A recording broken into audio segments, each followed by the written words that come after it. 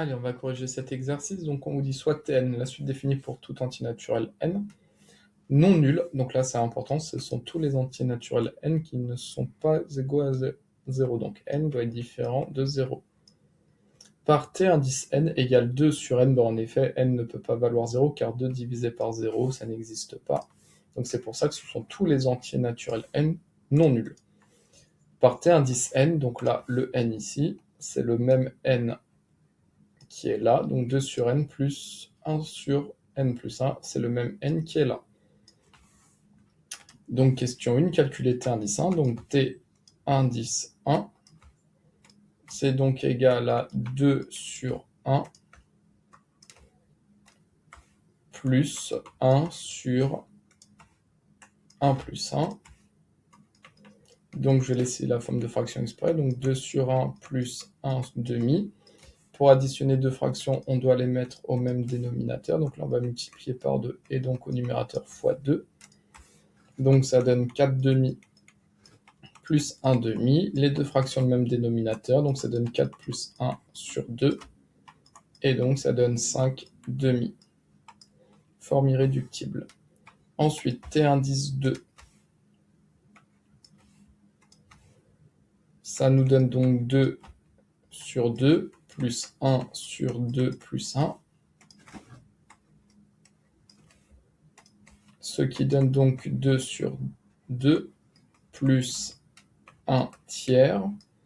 Alors là, pour les mettre au même dénominateur, on va mettre sur 6, donc là on va multiplier par 3, et donc là par 3, et ici on va multiplier par 2, et donc là par 2. Donc ça donne 6 sur 6 plus 2 sixièmes, ce qui donne donc 6 plus 2 sur 6, ce qui donne 8 sixièmes. Et ça, on peut simplifier la fraction. 8, c'est 2 fois 4. 6, c'est 2 fois 3. Et donc ça donne 4 tiers. Donc on a 5 demi, qui est égal à 2,5, 4 tiers. Et ensuite, on vous demande t indice 3, ce qui donne donc 2 tiers, 2 sur 3, plus 1 sur 3 plus 1. Et donc ça donne donc 2 tiers plus 1 quart. Alors, pour mettre au même dénominateur, cette fois-ci, on va mettre sur 12. Donc là, on va effectuer x4 fois 4. Et donc là, x3 et x3.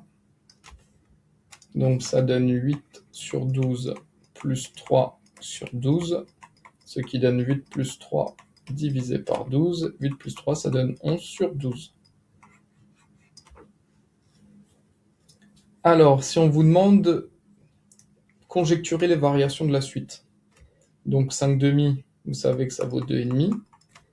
4 tiers, imaginez vous avez 4 euros, vous le divisez en 3, donc même si vous ne savez pas la valeur exacte, 4 euros divisé par 3, vous savez que ça va être environ égal à 1, quelque chose.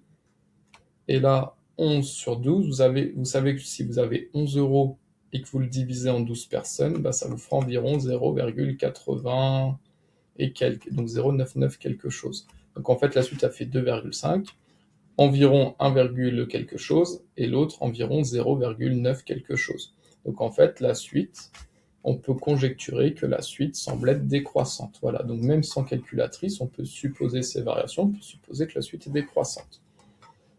Donc ça va être ça l'objectif des questions. Donc pour ce faire, question 2, on va vous demander de calculer t indice n plus 1. Donc là, hop, on vous demande de recopier et compléter les pointillés pour calculer t indice n plus 1. Donc vous êtes guidé, t indice n plus 1, il faut montrer que ça donne 3n plus 5 sur n plus 1 fois n plus 2. Donc question 2, donc nous on veut t indice n plus 1, donc le n ici, on va le remplacer par n plus 1. Donc là, je remplace le n par n plus 1. Et donc si on remplace le n par n plus 1, il va falloir remplacer tous les n par n plus 1. Donc ce n-là, on le remplace également par n plus 1. Et le n ici, on le remplace également par n plus 1. Et on n'oublie pas le plus 1 ici. Donc t indice n plus 1, ça donne 2 sur n plus 1 plus 1 sur n plus 1 plus 1. Donc ça donne 2 sur n plus 1. plus 1 sur n plus 2. Hop là, donc on est là. Ensuite, pour additionner deux fractions, donc vous voyez l'étape ici, on va être là. Pour additionner deux fractions, il faut les mettre au même dénominateur. Donc là, hop, pour les mettre au même dénominateur, la première fraction. Donc pour ce faire, pour les mettre au même dénominateur, on va multiplier par n plus 2. Donc là, on va faire fois n plus 2 au dénominateur. Et là, on va faire fois n plus 2 entre parenthèses au numérateur. C'est tout le 2 fois n plus 2. Donc c'est 2 fois n plus 2. Et la fraction à côté, on va multiplier pour mettre au même dénominateur. On va faire fois, donc pour mettre au même dénominateur n plus 1 au dénominateur, et donc fois n plus 1 au numérateur. Comme ça, les deux fractions ont le même dénominateur. Le dénominateur, c'est n plus 1 fois n plus 2. Bon, en effet, n plus 1, n plus 2 fois n plus 1, vous êtes d'accord que a fois b, c'est pareil que b fois a.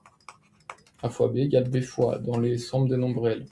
Donc là, n plus 1 fois n plus 2, c'est pareil que n plus 2 fois n plus 1. Donc là, les deux fractions ont le même dénominateur, qui est donc n plus 1 fois n plus 2. Et donc, comme les deux fractions ont le même dénominateur, hop, on peut les regrouper sous la forme d'une fraction. Donc ça va donner 2 fois n plus 2 plus 1 fois n plus 1. Les deux fractions ont le même dénominateur.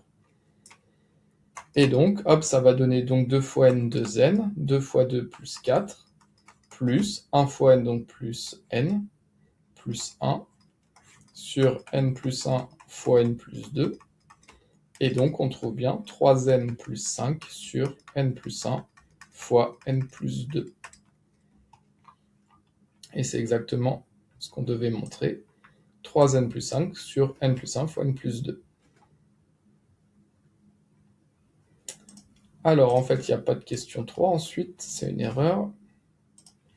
Hop, tac. Question suivante. Donc, on vous dit ensuite, on admet que pour tout entier naturel n, on a t indice n plus 1 moins t indice n qui est égal à ça. Donc, en fait, il vous calcule t indice n plus 1 moins t indice n.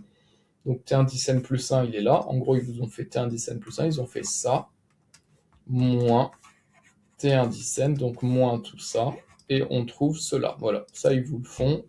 T indice n plus 1 moins t indice n, ça vaut ça. Et on vous dit d'étudier le signe du numérateur, le signe du dénominateur, et en déduire le signe de tn plus 1 moins tn. Alors, le signe du numérateur. Donc, on a moins 4n, moins 3n, moins 4. Ici, on sait que n est un entier naturel non nul. Donc ici, n appartient aux entiers naturels, mais non nul, c'est-à-dire privé de 0. Donc, là, on peut dire que comme n, c'est un entier naturel privé de 0, n, là, est strictement supérieur à 0. Parce que là, on vous dit que n est non nul. Donc là, n est strictement supérieur à 0. Donc, si n est strictement positif, quand on le multiplie par moins 3 fois n, moins 3, c'est un nombre négatif, n, c'est un entier positif, donc un nombre négatif fois un nombre positif, ça donne un nombre négatif. Donc, moins 3n va être négatif. Donc, moins 3n, c'est un nombre négatif. Et si on lui enlève 4, j'ai un nombre négatif. Et je lui enlève encore une quantité. Donc, moins 3n moins 4, ici, sera strictement inférieur à 0. Donc, le numérateur est tout le temps strictement négatif. Pour le dénominateur, on a n plus 1 fois n plus 2. Donc, pareil, n appartient aux entiers naturels non nuls. Donc, n est strictement supérieur à 0. Donc, n plus 1 va être strictement supérieur à 0. Et, attention là, c'est pas un donc, et si n est strictement positif, n plus 2 sera également strictement positif. Si, comme n est un nombre positif, si on rajoute 1, ça reste un nombre positif, et si on rajoute 2, ça reste un nombre positif. Donc n plus 1 est strictement positif, et n plus 2 est strictement positif. Donc, là c'est un donc, n plus 1, quand on va le multiplier par n plus 2, un nombre strictement positif multiplié par un nombre strictement positif, ça va donner un nombre strictement positif. bilan. Le numérateur est toujours strictement négatif. Et le dénominateur est toujours strictement positif. Donc, par la règle des signes, donc moins 3n moins 4 divisé par n plus 1 fois n plus 2. Donc, règle des signes, un nombre négatif divisé par un nombre positif, ça donne un nombre négatif. Donc, moins 3n moins 4 sur n plus 2 est strictement négatif. Et on a vu que moins 3n moins 4 sur n plus 2, c'est égal à t indice n plus 1 moins t indice n.